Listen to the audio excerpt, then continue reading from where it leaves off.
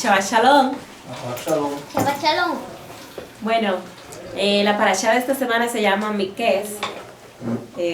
Lo primero que tengo que decir es que estoy un poquito agripada, así que si me ven tirando moco por ahí, no se sorprendan, pero es verdad normal, porque la semana pasada que había mucha gente griposa y parece que ese virus me agarró.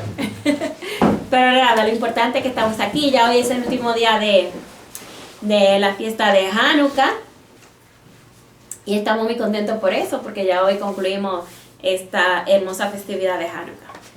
Bien, la parashá que toca para esta semana, como dijimos al principio, se llama Miqués, que significa pasados o al final de. Y sucedió al cabo de 2 años completo, cuando el faraón estaba soñando, y he aquí que estaba parado sobre el río. Cuando he aquí que del río subían 7 vacas, de hermoso aspecto y de robusta carne, que pastaban en los juncales.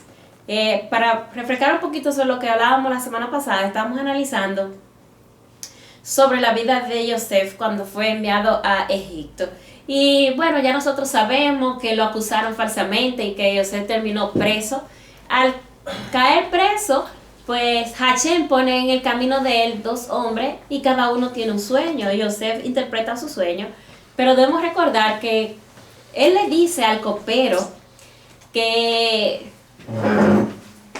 cuando él estuviera bien, que se acordara, ¿verdad?, de Yosef. El copero olvidó eso que le pidió Yosef, y algunos comentan que fue el propósito de Dios que esto sucediera, debido a que el hombre de Dios no puede confiar en otro hombre, sino que siempre su confianza debe estar puesta en Dios, y que con motivo a esto Hashem le permitió durar 2 años más en prisión por haber puesto su confianza pues en el copero. Pasado esos 2 años, por eso que la parashá comienza así, dice, pasado 2 años, ¿qué? 2 años de Yosef haber interpretado los sueños del copero y del panadero, pasado 2 años de esto, de repente el faraón tiene un sueño, y en este sueño, él se sueña con 7 vacas de hermoso aspecto, robustas, y también se sueña con 7 vacas. Esas 7 vacas robustas surgen del gran río que tiene Egipto, por lo cual se deduce que probablemente sea el Nilo, porque verdad es el río más grande que hay en Egipto, y que tras ellas surgen 7 vacas más, que su aspecto era no tan hermoso. Y estas 7 vacas feas, como se le llama, se comen a las 7 vacas que eran robustas. Pero lo extraño del sueño es que no hay cambio en las vacas que se comen a la vaca robusta. Se supone que cuando tú comes, pues se debe notar, ¿verdad?, en tu aspecto. Pero esta vaca no se notaba en su aspecto mejoría, a pesar de haberse comido 7 vacas. De manera que él pues tuvo ese sueño. Luego tiene la misma noche, el mismo sueño, otro sueño, donde dice que él se sueña también con 7 espigas que brotan de una misma caña. 7 espigas de una misma caña, 7 espigas bien bonitas, buenas, saludables. Y de repente, 7 espigas delgadas y marchitas se comen a las 7 espigas, se tragan a las 7 espigas que eran robustas, bonitas, saludables. Obviamente que el faraón, cuando despierta de este sueño, eso para él fue algo perturbante. Él estaba perturbado por esto, porque dijo, pero ven acá, ¿qué sueño es esto? ¿Qué es lo que significa?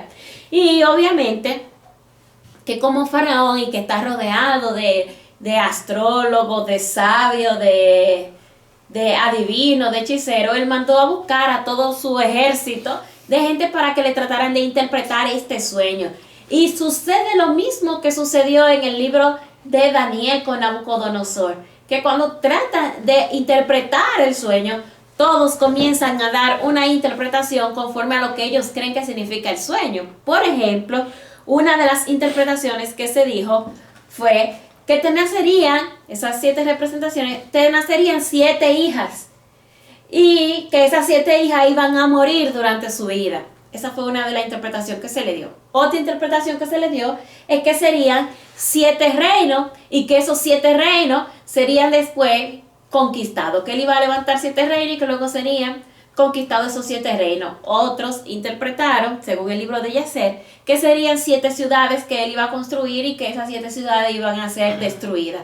En fin, que dieron un montón de interpretación, pero como que algo le decía a Faraón, esa no es la interpretación del sueño. Por eso, aunque ellos interpretaron el sueño, él no quedó como satisfecho. Y aunque la Torá no nos dice esto, sin embargo, en el libro de Yacer descubrimos que él se molestó tanto con los sabios, los astrólogos, con los necromantes, por no haber interpretado el sueño, que él los mandó a matar a todos. Porque no pudieron interpretarle su sueño. Lo mismo que sucedió con Nabucodonosor. Y es ahí cuando el copero, con mucho miedo, ¿verdad? Porque recordarle al rey una falta que él había cometido, no sea que el rey nuevamente se enfureciera con él. El copero pues decide ir donde el rey y habló al faraón y le dijo, hablo a faraón. Y le habló a Faraón y le contó cómo Yosef había interpretado su sueño y la exactitud de su cumplimiento. Por tal motivo, este Faraón dijo, no, pues tráigame entonces a Yosef. Yo quiero que ese Yosef venga y que interprete también mi sueño. Y mandó a buscar entonces a Yosef. Yosef todavía estaba preso, lo sacan de la cárcel, de una vez le cambian su aspecto físico, lo rasuraron. Imagínense, algunos dicen que Yosef, después de salir de la casa de su padre, jamás se había vuelto ni a rasurar ni a cortar el pelo, porque había hecho un voto de nazareo. Y ustedes saben que cuando una persona hace el voto de nazareo, pues se deja crecer el pelo y se hace que deja en el cabello. Pues eso es lo que hace él, lo ponen bonito, lo ponen hermoso, ¿para qué? Para que pudiera presentarse delante de Faraón. Así que cuando él llega delante de Faraón y que Faraón le dice, oye, yo he oído de ti que en ti, que tú tienes la habilidad de interpretar sueños y que tú tienes tal don, él dijo, no, Señor, con toda humildad, no, Señor, eso no es de mí, eso no depende de mí. El único que puede interpretar los sueños es Hashem. Claramente él aclara que esa habilidad no era de él y él inmediatamente coloca correctamente al único que tiene la capacidad, la habilidad de revelar el futuro. El único que puede hacer eso es Hashem. Así que eso es lo que él hace y es lo mismo que sucede en Daniel capítulo 2 versículo 30. Daniel toma también la misma actitud. Cuando se le quiere dar el honor de que él es el que interpreta los sueños, dice, no me corresponde a mí, eso es algo que solamente Dios puede hacerlo. Sencillamente él tiene misericordia, me usa a mí para que yo le revele a usted lo que él ha determinado que acontezca, pero eso es por la misericordia del Eterno. Bien, entonces Yosef comienza a interpretar el sueño. Y él dice, el sueño es uno y Elohim te está declarando lo que va a suceder en el porvenir, prontamente. Las 7 vacas gordas con las 7 espigas que eran robustas, que eran sanas, saludables, misma cosa. Las 7 vacas flacas y las espigas que estaban secas, marchitas, representan la misma cosa. Entonces dice, eso, cada una de ellas representan 7 años. 7 años que van a venir de abundancia y después de estos 7 años de abundancia vendrán 7 años de escasez y cuando vengan los años de escasez sencillamente no habrá memoria de la abundancia que hubo. Y yo no sé si ustedes van notando esto, cómo los sueños que vienen no es para que sucedan exactamente como se soñaron. La idea fuera que sucediera exactamente como fue el sueño. Cualquiera quisiera que fuera así, no. Pero la idea que tiene el Eterno de revelar las cosas que van a acontecer no es porque quiere que sucedan, sino para que nosotros hagamos algún tipo de acción para que eso no acontezca. Y eso me quedó a mí porque también yo había escuchado esto de un rabino me voy a reservar el nombre, que él dice que aún todas las profecías que hay en los libros de la Biblia, en los profetas, que fueron dadas ahí, no porque el Eterno quiere que esas cosas acontezcan. El juicio contra las naciones, no es porque el Eterno quiere que acontezcan cada una de esas profecías. Hashem lo reveló, ¿para qué? Para que las naciones vieran lo que está preservado para ellos y haya un cambio en su manera de actuar y en su manera de proceder. Pero, ¿qué nosotros vemos hoy en día? El resultado es que las naciones, aún viendo la profecía, lo único que dicen, ya en su Antiguo Testamento eso está abolido. En vez de tomar la precaución de decir, oh, mira lo que está dicho sobre esta nación, sobre lo que va a acontecer en esta nación, vamos a prestar atención, vamos a hacer caso a Dios, lo que dicen, no, eso está abolido, ya eso pasó, ahora estamos en el Nuevo Testamento.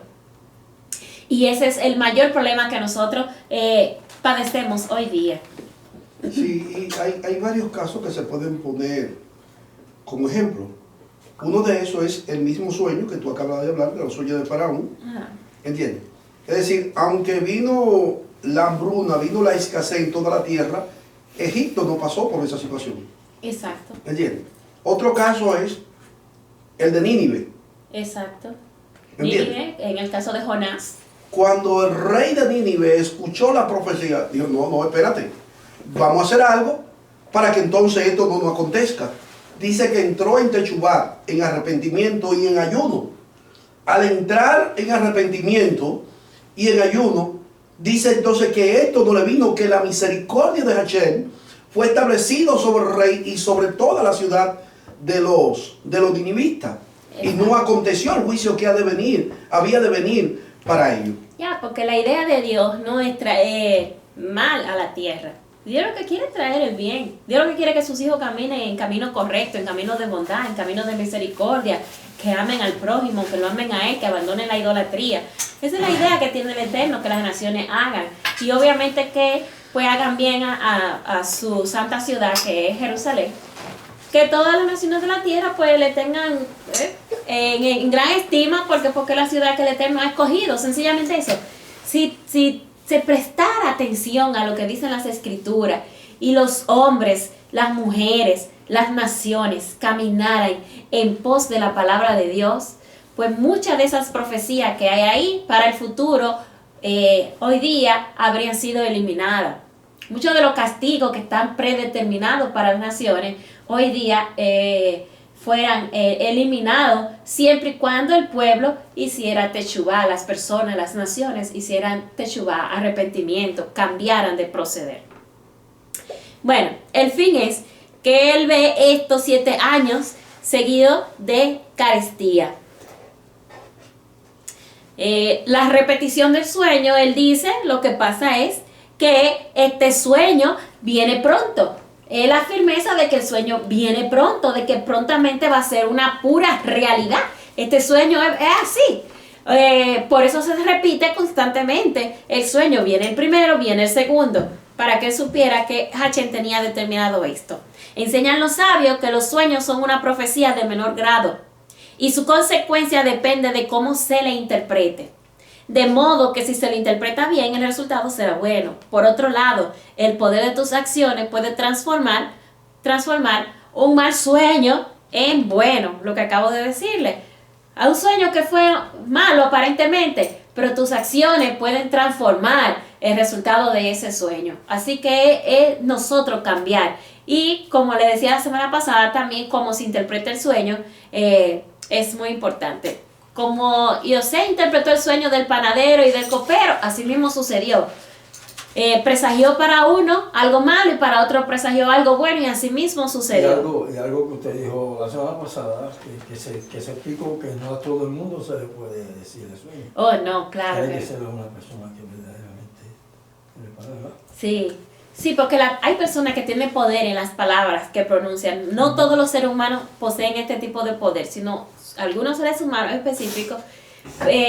Hashem le ha otorgado poder en sus palabras, de manera que cuando interpretan algunos sueños, ellos pueden proferir para que las cosas sucedan exactamente como ellos lo han dicho, ¿entiendes? Como ellos han interpretado los sueños. Entonces hay que ser cuidadosos, porque a veces la persona pues no tiene mucho bien en su corazón.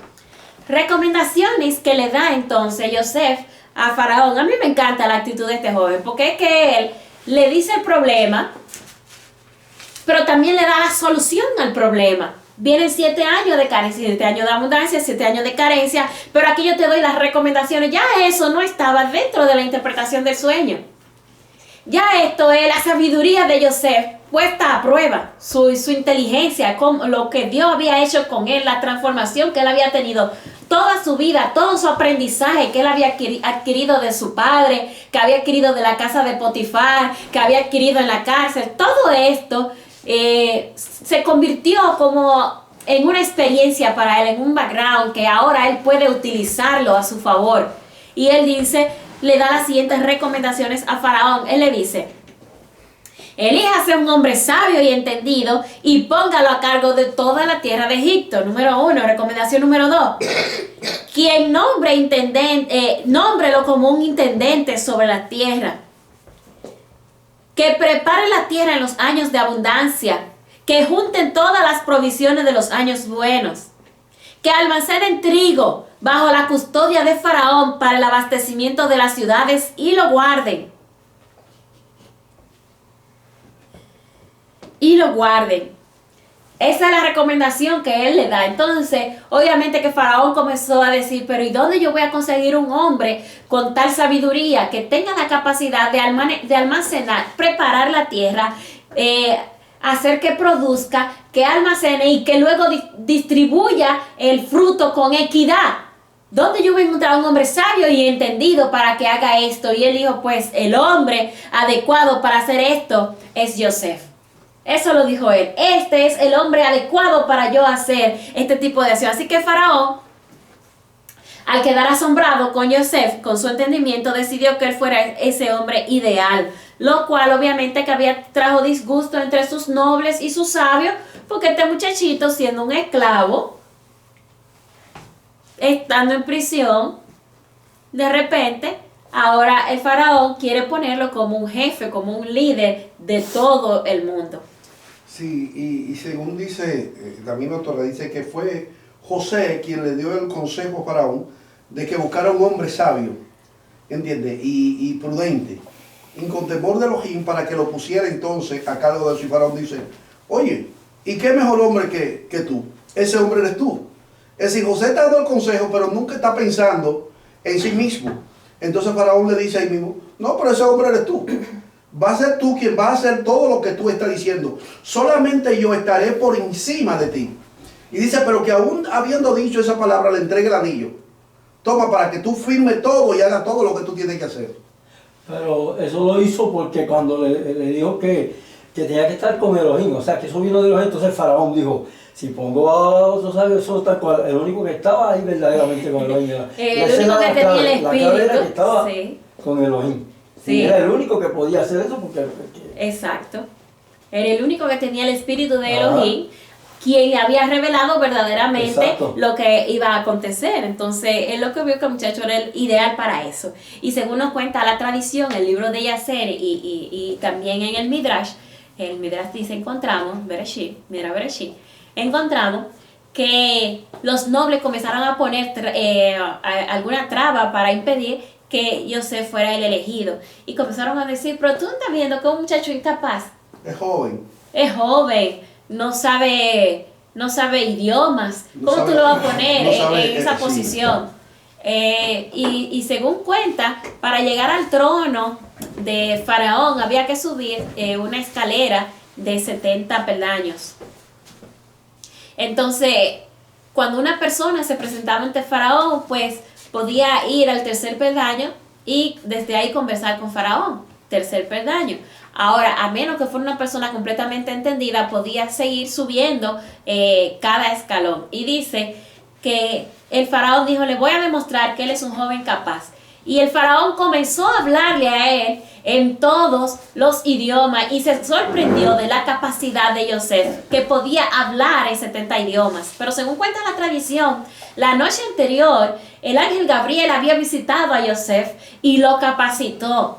Y le dice la tradición que arregló el nombre de Joseph y que le añadió una de las letras del Eterno al nombre de Joseph. De manera que a Joseph no se llama Joseph, sino Joseph. Le añadió una Hey al nombre de Yosef. Ahora tenemos a un Yosef que tiene la letra del Eterno y que ahora va a recordar 70 idiomas para él comunicarse con Faraón. Cada vez que el Faraón le hacía una pregunta en uno de los idiomas de las naciones, él contestaba la pregunta, entonces el Faraón le permitía subir un escalón más. Un escalón más. Sin embargo, pasó algo, y era que Yosef hablaba mucho más idiomas que el Faraón, porque Yosef hablaba hebreos, y el Faraón no sabía hablar hebreo.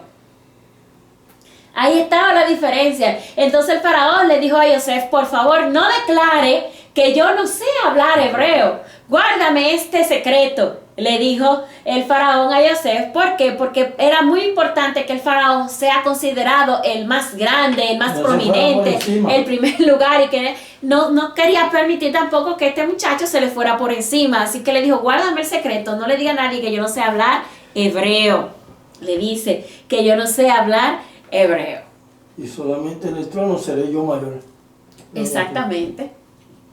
Entonces, cuenta la tradición que Yosef fue puesto a prueba antes de ser nombrado con los 70 idiomas de las naciones. Cambios en la vida de Yosef. El nombre de Yosef. Hay algo antes de que tú pases al otro esclavo. En el verso 50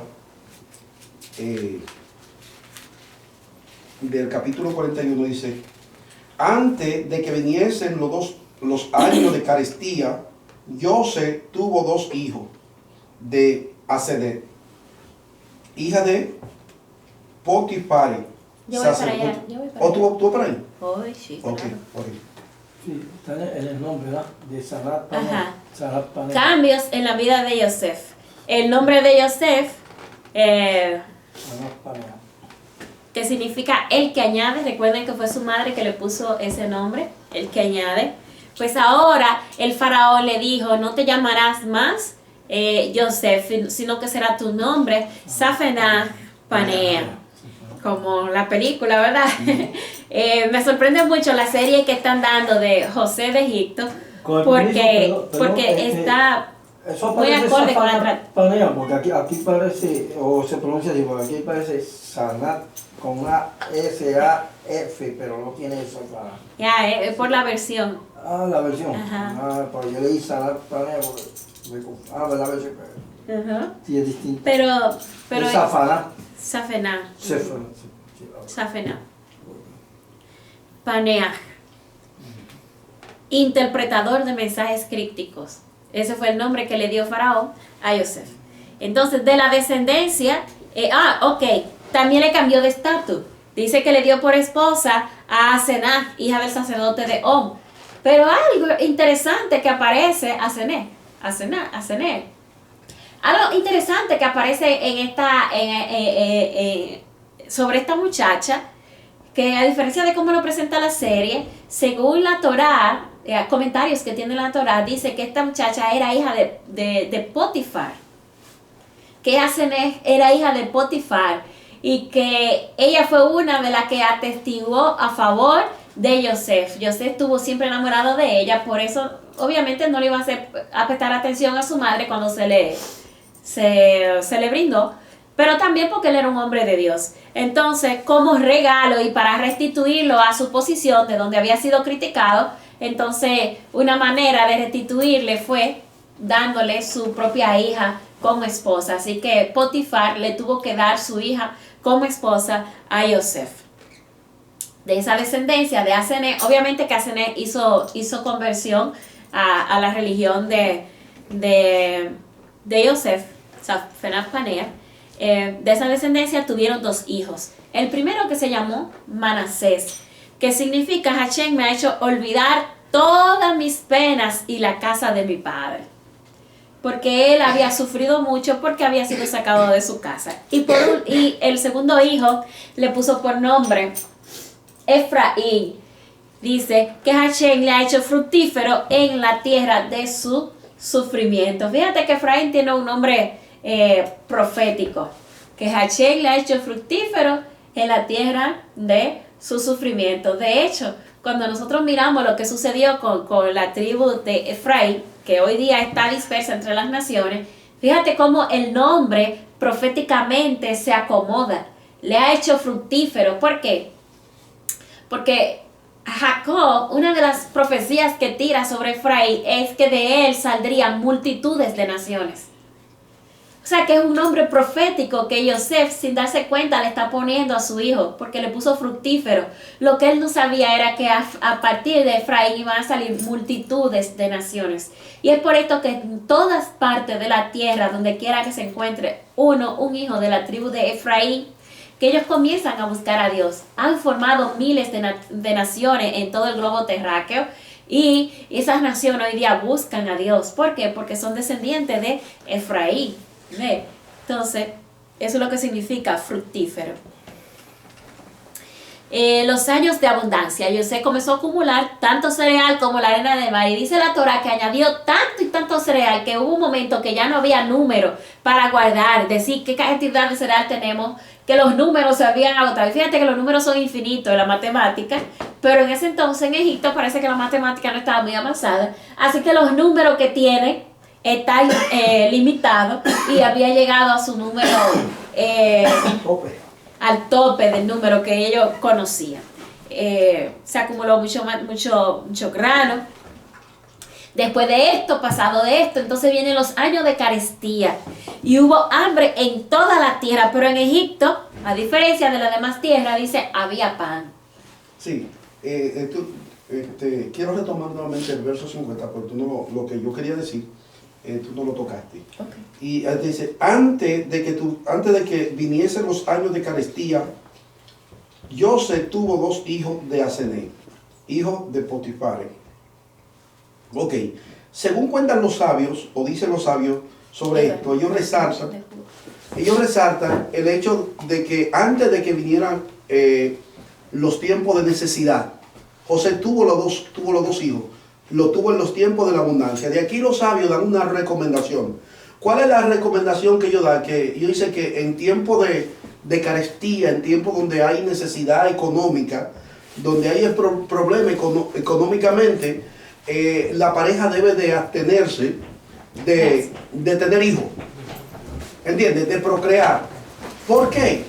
Porque si procrean en base a esa situación de precariedad económica, estos hijos van a pasar necesidad, van a tener problemas. Por eso es que José entonces procura tener los hijos en los tiempos de abundancia, para que ellos también disfrutaran de esos tiempos de abundancia, porque si los tenían en los tiempos de necesidad, entonces también iban a sufrir las consecuencias. Ya, sí, es como algo de entendimiento, ¿verdad? Sí. ¿Qué es un consejo? Hoy día nosotros vemos lo contrario. La gente, mientras más escasez tiene, más hijos tira al mundo.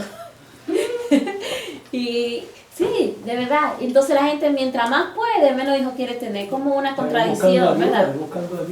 Es como una contradicción. Luis dice que buscando ayuda. Aquí Es lo que yo digo, papá, dice, para yo tengo hasta 10, pero no Ay, oye lo que dice, lo que dice Don Luis, que aquí está basado en la conveniencia, en los beneficios. Aquí muchas mujeres tienen hijos, no todas, ¿entiendes? Lo tienen, pero es con su segunda intención, no trabajar para acomodársele al gobierno, para que el gobierno coja y entonces y le dé todo. Amén. Es por esto, producto de esto, porque eso se da mayormente en 2 razas, y la cual me voy a reservar el nombre, ¿entiendes? Pero vienen del área de latino. Sí, del Caribe, de acá. ¿Usted me entiende? Vienen del área de latino. Sí. Y por eso es que cuando vinieron la cuestión de las elecciones, que Donald Trump se pronunció, muchos se pronunciaron, ¿tú me entiendes? Digo, no, espérate, esto no puede, hay que cerrar el paso porque este hombre no va a embromar a todos, ¿entiendes? Sí, porque una de las amenazas de Donald Trump era que iba a cortar la ayuda. Sí. Obviamente que todo el que está en esa condición no quiere que gane. Sí. Ok. Hubo hambre en toda la tierra, pero en Egipto había pan. José abrió todos los depósitos y vendió a los egipcios y a las naciones. Esto permitió que una gran riqueza llegara a Egipto. ¿Qué pasa? Dice que hubo hambre en toda la tierra de Egipto, pero en toda la tierra, pero en Egipto había pan. Si ustedes notan en la Torá, dice que aún en Egipto había hambre. Y la pregunta es, ¿cómo es si José había acumulado tanta comida? ¿Por qué en Egipto había hambre? Capítulo 41, versículo 55 dice: padeció hambre toda la tierra de Egipto, y el pueblo clamó ante Faraón por pan. No tiene como lógica. No tiene lógica que habiendo José acumulado por 7 años, entonces en Egipto la gente esté muerta de hambre. ¿Qué está sucediendo? Pues a mí me encanta porque cuando suceden ese tipo de casos en la Torá, hay que irse a la tradición oral a ver qué es lo que está sucediendo, porque alguna historia hay detrás, porque no tiene lógica, ¿verdad que sí, esto que está sucediendo? Según la tradición oral, el Midrash Bereshit dice que fue que Yosef le pidió a todos los egipcios que quisieran del grano de él, que todos tendrían que circuncidarse. Que de lo contrario él no le iba a dar ni una sola gota de grano, ni una sola onza de grano, si no se circuncidaba.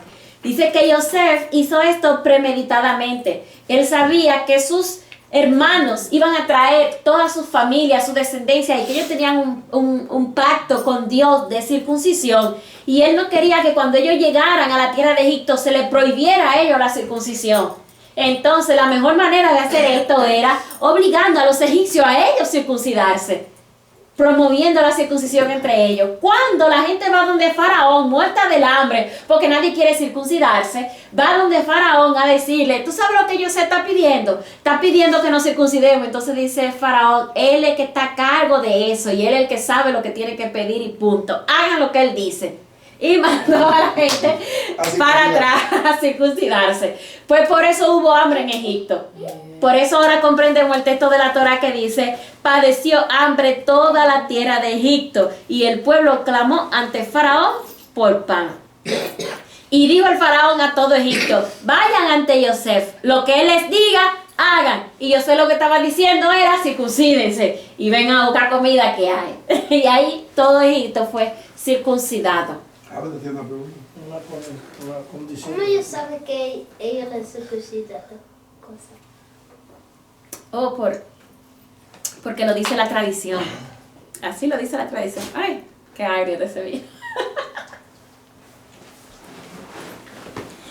Lo dice así la tradición, mío.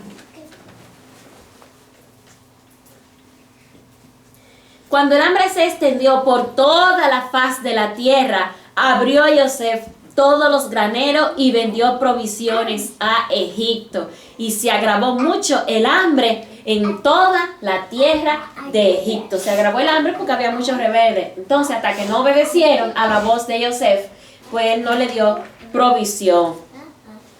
Toda la tierra llegó a Egipto a adquirir provisiones de José, pues el hambre se había agravado mucho en toda la tierra. Entonces, ¿qué pasa con todas las naciones? Que al escuchar que en Egipto había provisión y que estaban vendiendo porque había una abundancia, ¿verdad?, incontable, las personas comenzaron a viajar a Egipto de todas las naciones. Comenzaron a viajar a Egipto y muchas naciones se quedaron en Egipto. Ahora entendemos el éxodo, que cuando Hachén saca al pueblo de Israel, no solo salen de allí los israelitas, sino que también salen las muchas naciones que habían entrado debido a la hambruna que había mundial y que se habían radicado en Egipto, se habían quedado en Egipto a vivir allá. Aprovecharon el éxodo y entonces todos salieron de Egipto. Obviamente que de la misma manera que llegó la noticia a todas las naciones, también llegó la noticia a la casa de Jacob. Así que entramos al capítulo 42, donde Jacob entonces le dice a sus hijos: dejen de llamar la atención. ¿Por qué? Porque ellos no era que tenían una gran escasez. tenían escasez, pero no una gran escasez. Ellos tenían granos. Sí, porque ellos le mandaron regalo Le mandaron regalo a Yosef, perfecto, muy bien, muy buena observación. Sí. Le mandaron regalo a Yosef, lo que indicaba que ellos tenían grano, tenían de qué vivir, tenían miel, tenían animales, tenían también almendras, tenían varias cosas que ellos podían sobrevivir de eso, pistacho tenían, pero podían de eso vivir. Entonces, ahora, ¿qué pasa? Eso podía provocar que muchas naciones se acercaran a ellos queriendo buscar comida y podían, lo exponían a ellos al secuestro y al robo. Entonces, ¿qué le dice Jacob a sus hijos? Él les aconsejó a ellos, vayan a Egipto y dejen de estar llamando la atención. Dice, capítulo 42, versículo 1 dice, percibió Jacob que había provisiones en Egipto y dijo Jacob a sus hijos, ¿por qué llaman la atención? ¿La atención de quién? ¿Quiénes vivían a su alrededor? Esaf, y ya nosotros sabemos el espíritu de Esaf, de Edom, cuál es el espíritu de Edom hacia Israel, que era un gran peligro, ¿verdad que sí?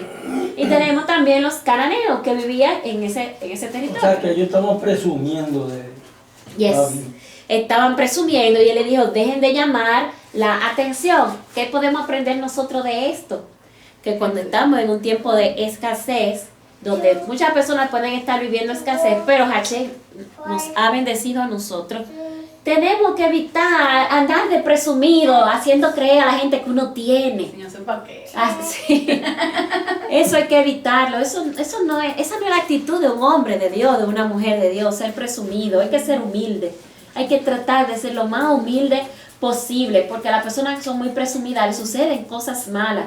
Tú no puedes presumir delante de tu hermano, delante de tu amigo, pero mucho menos tampoco hacerle creer que tú tienes sin tener. Eso es peor todavía. Sí, es lo que aconsejan los sabios y es lo que el pueblo de Israel hace, que cuando Hashem lo bendice y ellos ven una persona que no están participando o no han sido bendecidos como ellos de parte de Hashem, ellos como que no lo, ¿cómo se llama la expresión? No lo vituperan, así, no lo viven diciendo, contar de que esa persona no se vaya a sentir mal porque puede causar un estado hasta de envidia en las demás personas. Entonces, lo que yo enseño es cuando Hashem te haya bendecido, tú no puedes hacer alarde de esa bendición. Porque si tú haces alarde también, puede hacer de que el mismo Hashem te lo quite. ¿Entiendes? Te lo quite. ¿Por qué? Porque eso que él te dio, a través de eso tú le estás provocando herida a otra persona. Exacto. Y está sumamente demostrado que quien añade riqueza o quien quita es Hashem. Eso no depende ni del ser humano, ni de la capacidad que tenga, ni de la inteligencia que tenga. No depende de nada que una persona haga, ni de que sea trabajador, ni que no sea trabajador. Depende de que Dios quiera bendecirlo y punto. Hay personas que no dan un golpe ni de carácter y de repente son declaradas millonarias. Pero... sin dar un golpe ni de carácter. Y viceversa. Y viceversa. Gente que Millonario. están millonarios y que de repente de un momento a otro caen en bancarrota. Pero también, de que ellos presumieran y todo eso, ya eso era un plan para que entonces Jacob los mandara a Egipto y después de ahí ya viene toda la historia cuando se reúne con sus hermanos y Sí. todo lo que pasó, que eso te lo va a decir luego, ahí no me interesa. Sí, señor. Gracias. Entonces él envía a sus hijos a Egipto y él le dice, yo he oído que en Egipto hay provisión, vayan allá y compren alimento para nosotros, para que vivamos y no muramos. Hiperbólicamente él está hablando, porque ellos tenían alimento, ¿verdad que sí? Pero también le iba a evitar ser puesto a prueba delante de las demás naciones que están alrededor de ellos, no sea que fueran expuestos a que lo mataran o al secuestro, al robo, a cuantas cosas, al saqueo, que se podía dar en un tiempo así como ese. Entonces Jacob envió 10 hijos mayores de él, exceptuando entonces a Benjamín. ¿Por qué? Porque Benjamín es el más pequeñito y él lo quería protegerlo de que le sucediera algo malo. Pero no porque era niño. Benjamín no era un niño. Hay personas que ven a Benjamín como que es un niño. Como que una persona que es un niño, pero Benjamín es un hombre que tiene hijos, ya tiene 10 hijos, pero él lo protege. Oye, un hombre con 10 hijos y él lo está Para que no le protegiendo. pasara lo mismo que le pasó a José. Sí, pero no era un bebé, era un hombre ya. Sí, algo que tú resaltas sobre lo que tenía Jacob y sus hijos. Eso me enseña a nosotros algo, porque yo siempre pensé, oye, pero Jacob era un sadi, Jacob se comportó como se debía de comportar, ¿por qué la hambruna entonces le llega también a él? Eso lo pensaba yo antes de entrar en lo que se llama raíces hebreas, pero cuando empiezo a leer el comienzo del libro, yo me doy cuenta, oye, pero Jacob no pasó por las mismas necesidades que pasaron las demás naciones. La provisión de Hachén estuvo ahí, dando a entender que cuando tú te mantienes fiel al Eterno, cuando tú te mantienes puro al Eterno, el Eterno siempre te va a dar tu provisión, Sí. siempre te va a sustentar, siempre te va a mantener, aún en el desierto, el Eterno siempre te va a dar lo tuyo. Amén. Bien. Él utilizó una palabra hebrea para referirse al cereal, que fue shever, que también significa esperanza. ¿Por qué? Porque él dijo, veo esperanza en Egipto. Tú sabes que una de las cosas que revela el Midrash es que él envió a sus hijos a Egipto, pero también él tenía el deseo de que ellos buscaran en Egipto a ver si encontraban a Yosef. Por eso fue que le dijo, entren por puerta diferente. Hay varios motivos para que entraran por puerta diferente. Primero, para que busquen en el pueblo a ver si ven a Yosef en Egipto.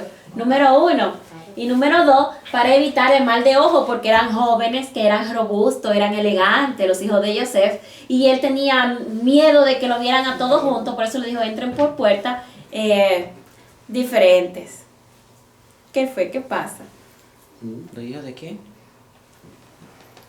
¿Qué? ¿Por qué ustedes están riendo? No, eso es un asunto entre Ambiol y yo. y su amada.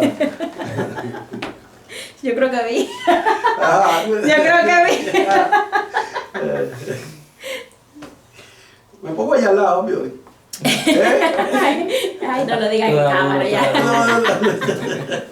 Era muy duro. Que ahí sí se queda para la historia.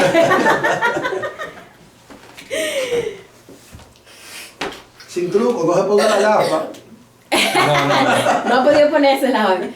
Cuando llegaron a Egipto, entraron por puertas diferentes. Yosef, obviamente, desde que vio a sus hermanos, los reconoció de inmediato. Él dijo, estos son mis hermanos. Estos que acaban de entrar son mis hermanos. Pero obviamente que no se dio a conocer, y como él sí había crecido y había cambiado su aspecto físicamente, porque se había vuelto un adulto, y además estaba puesto con las ropas de lino que le mandó a poner el faraón, el anillo, el collar de oro, la prenda en la cabeza, sentado en un trono. Oye, era difícil reconocer a Yosef. Los hermanos no lo iban a reconocer fácil, ¿no? Sí, ellos no pudieron reconocerlo a él, pero él sí pudo reconocerlo a ellos. Y dice que él los trató a ellos con dureza. ¿Quiénes son ustedes? Y los acusó de espías. Y ustedes están aquí porque ustedes quieren venir. Recuerden que él conoce a sus hermanos. Y que él sabe que sus hermanos fueron capaces de destruir a la ciudad de Siquén. Fueron capaces de destruir la ciudad de Siquén. ¿Qué ustedes buscan aquí? ¿Por qué entraron por puertas diferentes? ¿Será que tienen un plan para venir a destruir Egipto ahora? Tú sabes, él lo acusó, pero lo acusó de verdad porque él conocía a sus hermanos, por eso lo trató con esa dureza. Algunos cuentan que aquí lo que se da es lo que vimos la semana pasada. Mira, Keneget, mira. Y que él le pagó a ellos conforme a cada una de las transgresiones que ellos habían cometido hacia Yosef. Número 1, porque dice que ellos odiaron a Yosef y no le hablaban a Yosef. ¿Recuerdan la semana pasada? Y no le hablaban a él amigablemente. ¿Recuerdan? Entonces ahora Yosef le está hablando a ellos ¿cómo? Con dureza. ¿Por qué? Porque dicen los sabios, Yosef era un sádic, un justo. No es verdad que va a hacer algo injusto. Así que todo lo que él hizo fue un acto de justicia. Ustedes me trataron con dureza, ahora yo lo voy a tratar a ustedes con dureza. Con la misma dureza con la que ustedes me trataron a mí. intentaron asesinarlo cuando él llegó a Dotán. ¿Qué hace él? Él también, no directamente intenta asesinarlo, pero los amenaza con mandarlo a matar. ¿Por qué? Porque para él eran espías. Lo arrojaron a una fosa, recuerden, al pobre Yosef. ¿Qué hace Yosef ahora? Lo mete 3 días preso en un calabozo, en una prisión. A todos sus hermanos lo metió 3 días. Ustedes son espías. Para un calabozo se van los 3, porque ustedes vinieron aquí a espiar la ciudad. Número 4, ellos vendieron a Yosef como esclavo. Yo creo que esa parte fue la que él no se vengó por el momento, pero después él le dijo, déjame a Benjamín como esclavo. Al final de la parasha vemos eso, déjame a Benjamín como esclavo. O sea que él... Y más también cuando le mandó a echar las provisiones, mandó a que echara la copa y otra copa para tratarlo como pillo, pero era para... una acusación falsa. O sea que parte completó ahí. Sí, señor. Entonces, entristecieron a su padre Jacob al hacerle creer que Yosef había sido devorado por un animal salvaje. Ahora, él le dice, ahora la tristeza que va a tener mi padre con ustedes, que ustedes todos van a estar aquí presos por lo que hicieron. Se van a quedar aquí. Y de todos ellos, después a los 3 días, él lo deja ir y solamente se queda con Simón. Se queda con Simeón preso. Los hijos de Jacob se defienden hablando acerca de su familia y declaran que ellos son 2 hermanos, mis siervos. Nosotros no es lo que tú piensas, mi amo. Nosotros lo que somos es 12 muchachos que estamos aquí, somos 12 hijos de nuestro padre, y comienzan a explicar quiénes son ellos, de qué familia vienen. Y Yosef lo puso en prisión 3 días, al final de los cuales lo liberó y lo envió a casa de su padre a buscar el menor. Si es verdad que ustedes son 12, tráiganme el menor, porque le dijo que ya hay uno que está desaparecido. Ellos atribuyeron este mal, mientras ellos están delante de Yosef y están ahí discutiendo, tú ves, esto no está pasando a nosotros, como un castigo por lo que le hicimos a nuestro hermano Yosef. Ellos reconocían que todo el mal que le había venido era como resultado de un mal que ellos habían hecho. Lo mismo que enseñé la semana pasada. Mal que uno hace, mal que te viene. Y ese es el concepto que tiene el pueblo hebreo, que si tú haces una mala acción, entonces viene algo malo en tu contra. Y ellos dicen, esto nos ha venido a nosotros porque actuamos mal en contra de nuestro hermano. En un principio ellos no veían eso mal, lo que ellos estaban haciendo a su hermano Yosef. Ellos lo veían como un acto de justicia, pero ahora ellos se dan cuenta que actuaron con maldad cuando vieron la aflicción que ellos mismos tenían. Yosef dice que al escucharlo a ellos hablar así, dice que se retiró de ellos y comenzó a llorar. Luego se lava el rostro y regresa a donde ellos. ¿Por qué? Porque él estaba conmovido al ver que sus hermanos habían reconocido que ellos habían sido crueles. Y además él no le hablaba a ellos en hebreo. Por eso ellos no reconocieron a Yosef tampoco. Él usaba un traductor, alguien que tradujera del hebreo al idioma que él hablaba, al idioma egipcio. Sin embargo, ¿quién es ese traductor? ¿Por qué el idioma hebreo era tan difundido cuando apenas había una pequeña familia que no llegaba ni a 70? Más que a 70, a lo mejor 70 personas ya habían 70 personas. Entonces, ¿por qué el idioma hebreo ya se conocía como un idioma para ese entonces? Entonces, la idea que hay es que es Manasés, el hijo de Yosef, quien está haciendo la función de intérprete, quien está traduciendo a su padre, haciendo creer que él sabe el hebreo, pero obviamente que sabe hebreo porque es hijo de Yosef, y está traduciendo entonces al rey de Egipto, que en este caso es Yosef, haciendo la función de virrey. Entonces no era niño.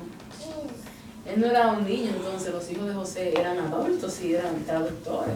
Porque siempre se ha dicho como que eran como niños, tú sabes que él, como el padre después lo adoptó, Tenía su tamañito, Sí, era eran adolescente. adolescentes, pero 13 ya años, hablaban, eran adolescentes y podían expresarse. Recuerde que los niños nacieron en los años de abundancia. Y después de eso vienen los años de escasez. O sea que tenían que tener algunos, yo pienso, algunos 10 años, 11, 12, por ahí, quién sabe. 13 años. Más o menos. Yosef ordena que el dinero que ellos pagaron les sea devuelto. Entonces, fíjense ustedes, lo que hace Yosef es que toma, le da grano a todo, se queda con Simeón preso. El pobre Simeón fue el que más pagó, pero el que más debía. Sí. Era el que más debía. Entonces se queda con Simeón preso y él le echa el dinero que ellos habían pagado, se lo echa en su saco, de manera que cuando ellos llegan allá se dan cuenta de que ellos tienen muchísimo dinero y que el dinero le había sido devuelto. Y le contaron a su padre que él le dijo que de la única manera que le regresaba a Simeón era si le traían a Benjamín para atrás, para conocer a Benjamín. Él tenía como deseo de saber si Benjamín estaba vivo, si no le habían hecho el mismo daño que le habían hecho a él. ¿Tú entiendes? Quiero ver si son capaces de hacerle lo mismo que me hicieron a mí. Él quería como también probar a sus hermanos. Judá se hace responsable delante de su padre, porque su padre le dijo que no voy a mandar a mi hijo para allá.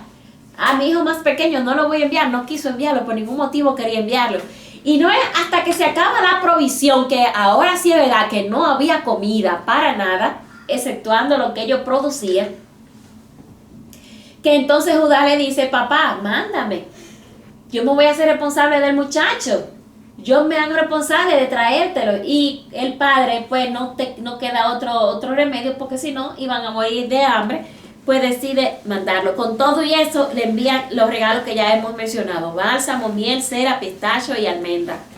Y enviaron el doble del dinero. ¿Por qué? Porque la primera vez el dinero les fue devuelto. Cuando ellos se presentan delante de Yosef con Benjamín y que él ve a su hermano, fue una emoción tan y tan grande al ver que su hermano estaba vivo todavía, que no le habían hecho daño, que se había hecho un hombre y que Dios lo había bendecido.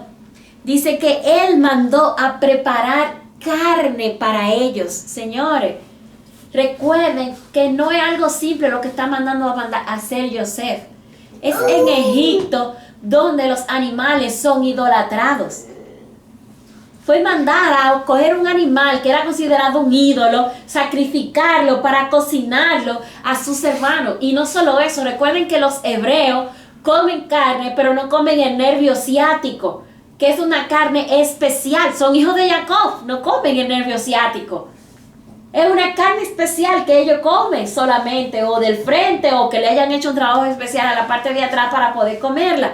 Y dice que él mandó a preparar carne para ellos. El hijo de Jacob, y él sabe exactamente cómo comen los hebreos.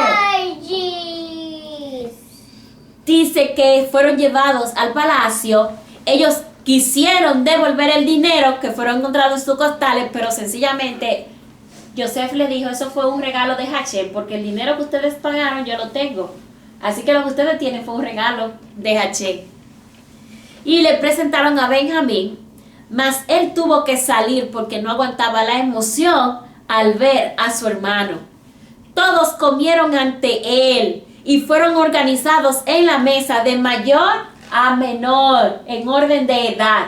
Y el pastor le contaba a los muchachos lo que cuenta la tradición esta mañana de cómo él hizo eso, porque él tomó una copa y él decía en su copa de adivinación, pero Yosef no era ningún adivino, eso era como para engañar a sus hermanos. Él dijo: yo veo que el mayor entre ustedes es Rubén, que se siente ahí, y le sigue también fulano, Simeón, le sigue Leví, le sigue Judá, y él lo fue sentando todo en orden, el nombre dependiendo, ¿verdad?, de cómo habían nacido. Y dice: y el último de ustedes, que es solo, que no tiene mano, está igual que yo, es Benjamín, que ven y se siente conmigo. Y ahí él se sentó con Benjamín aparte. Y Benjamín recibió 5 veces más que los demás. ¿Qué estaba haciendo él? ¿Qué era lo que provocaba a Yosef? Él quería ver si también ellos iban a sentir envidia y celos de Benjamín como lo habían sentido de Yosef.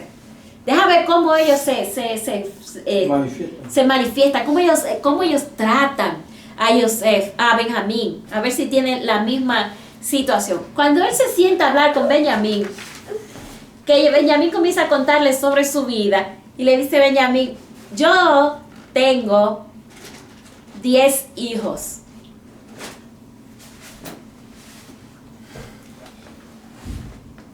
El primero se llama Bela.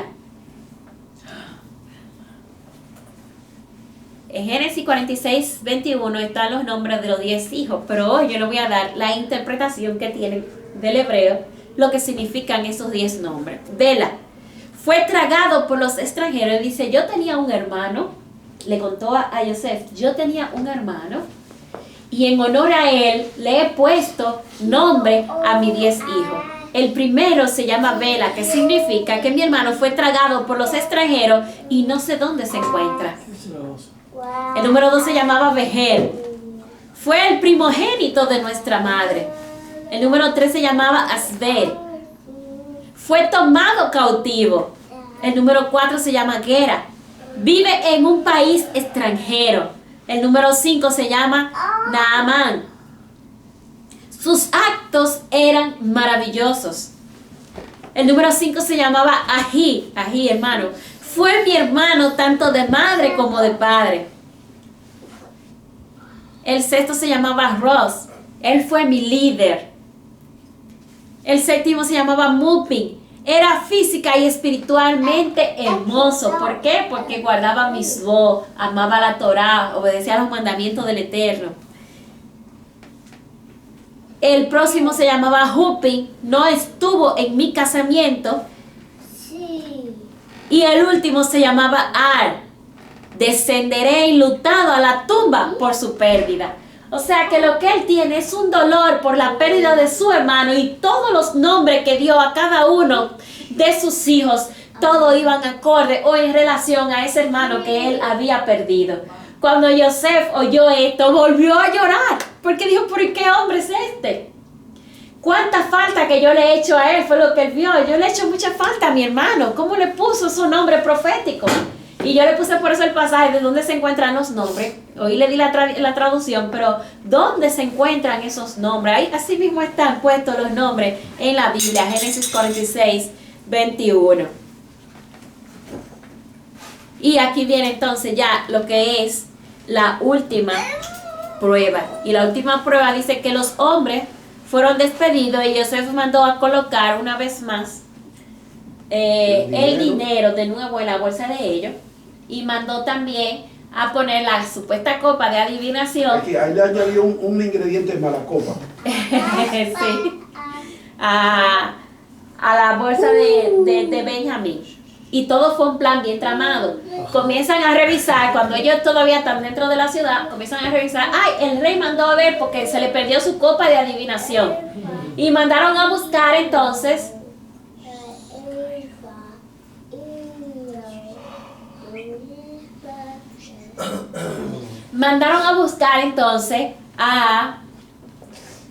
a todos. Primero a rebuscar lo que tienen en los sacos y descubren, pasan por Rubén, pasan por Simeón, pasan por Leví, por Judá, por Isaacar, y cuando lo van mencionando a todos y van abriendo su saco, no encuentran nada, y el último que encuentran el saco abierto es que abren el saco es el de Benjamín, y ahí mismo encuentran la copa. Sus hermanos se sintieron decepcionados y comenzaron a buscarle, ladrón, tú eres un ladrón, tú eres un ladrón, ¿cómo te hiciste eso?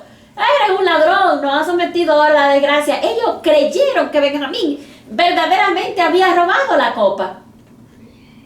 Benjamín decía, no, yo no lo hice. Y ellos creían que verdaderamente él sí la había robado. Ahora, ¿qué los llevó a ellos a creer que su hermano Benjamín se había robado esa copa? ¿Qué indicio tenía la vida de Benjamín para ellos acusarlo como un ladrón? Veamos. Todo estaba en contra de Benjamín. La copa estaba en su costado. Su madre anteriormente había robado terafines a su padre Labán. Tú eres igual que tu madre. Te robaste los terafines. Su mamá se había robado los terafines de su papá. Dice, tú te robaste la copa del rey de Egipto.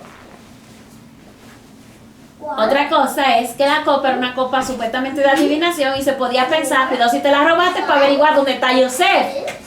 ¿Ves? Una deducción.